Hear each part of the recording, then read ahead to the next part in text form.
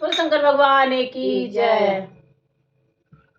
ए गौरा कौन गुणवा बाटे तोहरा भोला में, चर्चा होला टोला टोला में। ए गौरा कौन गुणवा बाटे तोहरा भोला में, चर्चा होला टोला टोला में। गौरा कौन गुणवा बाटे तोहरा भोला में, चर्चा होला टोला टोला में।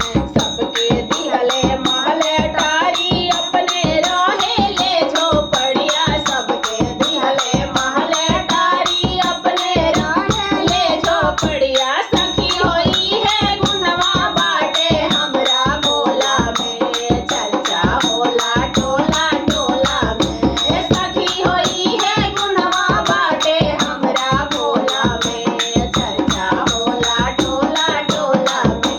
ए गौरा कौन गुणवा बाटे तोहरा भोला में, चर्चा होला टोला टोला में। ए गौरा कौन गुणवा बाटे तोहरा भोला में, चर्चा होला टोला टोला में।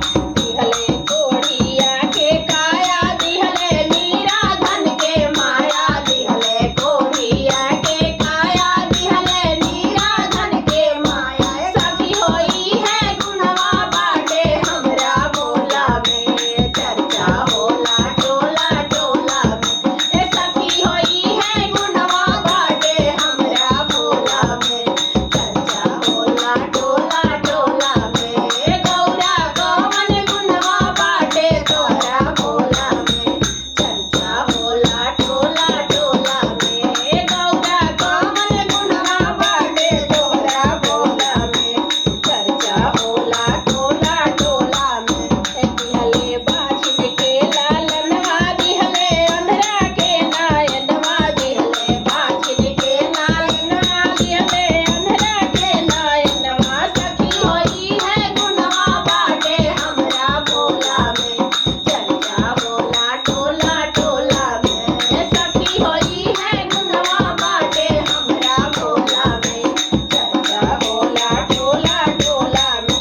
ए गौरा कौन गुणवा बाटे तोहरा भोला में, चर्चा होला टोला टोला में। ए गौरा कौन गुणवा बाटे तोहरा भोला में, चर्चा होला टोला टोला में। सबके दिहले हाथी घोड़ा, अपने करे सवारी बैला। सबके दिहले हाथी घोड़ा, अपने करे सवारी बैला। सखी होई है गुणवा बाटे हमरा भोला में, चर्चा होला टोला टोला में।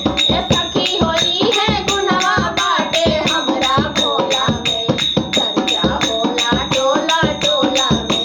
ए सखी हो कौन गुणवा बाटे तोहरा भोला में, चर्चा होला टोला टोला में। ए गौरा कौन गुणवा बाटे तोहरा भोला में, चर्चा होला टोला टोला में। सबके दिहले मेवा मिठाई, अपने खाए भंगिया गोला। सबके दिहले मेवा मिठाई, अपने खाए भंगिया गोला। सखी होई है गुणवा बाटे हमरा भोला में, चर्चा होला टोला टोला में। सखी होई है गुणवा बाटे हमरा भोला में, चर्चा होला टोला टोला में। ए गौरा कौन गुणवा बाटे तोहरा भोला में, चर्चा होला टोला टोला में। ए गौरा कौन गुणवा बाटे तोहरा भोला में, चर्चा होला टोला टोला में। बोलो शंकर भगवान